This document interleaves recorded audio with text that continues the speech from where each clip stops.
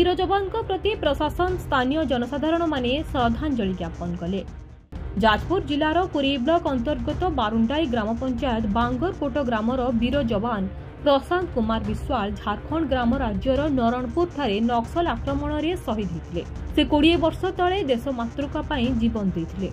से महान आत्मार शहीद आज जिला प्रशासन और जनसाधारण माने शहीद ग्राम तांको स्टैच्यूर प्रतिमूर्ति रे पुष्पमाला अर्पण करा जाई एक स्मृति सभा आयोजन करा जायतिला। शहीद को सम्मान जणाइबा पाई एक शोभा यात्रा रे शह शह लोक प्रशांत विश्वाल अमर रहे भारत माता जय ध्वनि रे सभा स्थल आसी फूलमाला अर्पण करथिले। एही श्रद्धांजलि सभारे जिला प्रशासन पक्षरु कलिंग नगर अतिरिक्त जिलापाल सपन कुमार नंद, पुरी ब्लॉक वीडियो अवनीकांत साहू, पुरी थाना अधिकारी राकेश कुमार त्रिपाठी, स्थानीय सरपंच समिति सभ्य विभिन्न राजनीतिक दल रे नेतृवृंद जोग देथिले। जाजपुर अभिमन्यु मिश्र रिपोर्ट लिव लाइव ओडिया।